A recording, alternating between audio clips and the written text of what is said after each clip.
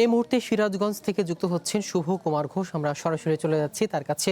শুভ, পানি কি বিপদ সীমার উপর প্রবাহিত হচ্ছে কিনা, আর নিচু এলাকা প্লাবিত হয়েছে, তো এ বিষয়ে ভাঙন ঠেকাতে পানি উন্নয়ন বোর্ড কোনো পদক্ষেপ গ্রহণ করেছে কিনা জানাবেন।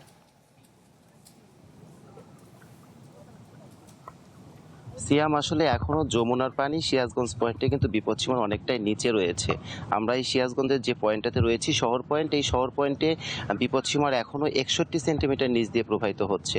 তবে ভাঙন কিছু এলাকায় কিন্তু ভাঙন রয়েছে, বিশেষ করে চরাঞ্চল যেগুলো রয়েছে, চৌহালি, শাহজাদপুর এবং সদরের কাওয়াখোলা এলাকার দুই একটি এলাকায় কিন্তু ভাঙন রয়েছে। এবং আমরা আজকে সকালে কিছুক্ষণ আগেও কিন্তু দেখলাম যে এইখান থেকে জিও ব্যাগ চলে গেল সদরের কাওয়াখোলা ইউনিয়নের নিশ্চিন্তপুর এলাকার দিকে, মানে ওইখানে কিছু এলাকাতে জিও ব্যাগ ফেলার প্রস্তুতি চলছে। তবে এর বাইরে কিছু এলাকা কিন্তু একদমই অরক্ষিত। পানি উন্নয়ন বোর্ড বলছে যে অরক্ষিত যে এলাকাগুলো আছে, এটা যমুনার স্বাভাবিক নিয়মে কিছু এলাকায় ভাঙন হবে এবং অরক্ষিত এলাকাগুলোতে আসলে ভাঙন ঠেকানোর কোনো উপায় নেই। এর বাইরে যদি অনাকাঙ্ক্ষিত কোনো ভাঙন কোনো জায়গায় তৈরি হয়, সেই জায়গাগুলোতে তারা জরুরি পদক্ষেপ হিসেবে জিও ব্যাগ বা জিও টিউব ফেলছে। কিছুদিন আগে আমরা দেখেছি যে কিছু তীর রক্ষা বাঁধে 30 মিটারে ধস শুরু হয়েছিল, সেই জায়গাটাতেও তারা কিন্তু এভাবেই তখন পদক্ষেপ নিয়েছে।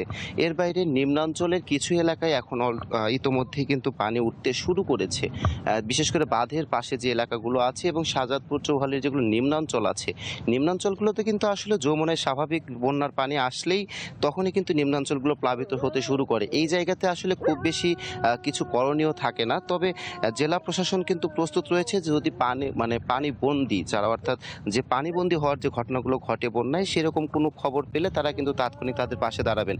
তবে এখন পর্যন্ত সিরাজগঞ্জে পানিবন্দির কোনো খোঁজ খবর পাওয়া যায়নি। তবে আমি আপনাকে আরেকটি আপডেট জানিয়ে রাখতে চাই যে গত 24 ঘন্টায় আসলে যমুনার যে পানি বৃদ্ধির হারটা ছিল, সেটা মূলত দুইটা পয়েন্টে কিন্তু এটা নির্ধারণ করা হয়। সিরাজগঞ্জ সদর পয়েন্টে কিন্তু এই জায়গাটাতে এখানে গত 24 ঘন্টায় 9 সেন্টিমিটার পানি বেড়েছে এবং এই মুহূর্তে বিপদসীমার 61 সেন্টিমিটার নিচ দিয়ে প্রবাহিত হচ্ছে। এর বাইরে কাজীপুর যে পয়েন্টটি রয়েছে, সেখানেও 24 ঘন্টায় 8 সেন্টিমিটার পানি বেড়েছে এবং 99 সেন্টিমিটার নিচ দিয়ে প্রবাহিত হচ্ছে। তবে পানি উন্নয়ন বোর্ড কিন্তু বলছেন যে আরও কয়েকদিন, আপাতত আরও হয়তো 4-5 দিন এই পানিটা বৃদ্ধি পাবে, কারণ তার কয়েক দফায় কিন্তু এই যমুনায় পানি বেড়েছে, কমেছে।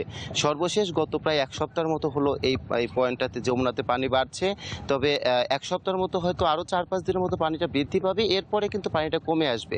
এখন পর্যন্ত তাদের কাছে যে পূর্বাভাস রয়েছে, সেই অনুযায়ী কিন্তু আসলে বিপদসীমা অতিক্রম করার কোনো সম্ভাবনা নেই। তারপর নদী পাড়ে মানুষ একটু আতঙ্কিত হয়ে পড়েন। তারা বলছেন যেন কোনো কারণেই তারা আতঙ্কিত না হয়। সিয়াম। ধন্যবাদ শুভ আপনাকে। সিরাজগঞ্জে যমুনা নদীর পানি বেড়ে যাওয়ায় প্লাবিত হচ্ছে নিম্নাঞ্চল, এ বিষয়ে বিস্তারিত জানাচ্ছিলেন শুভ কুমার ঘোষ।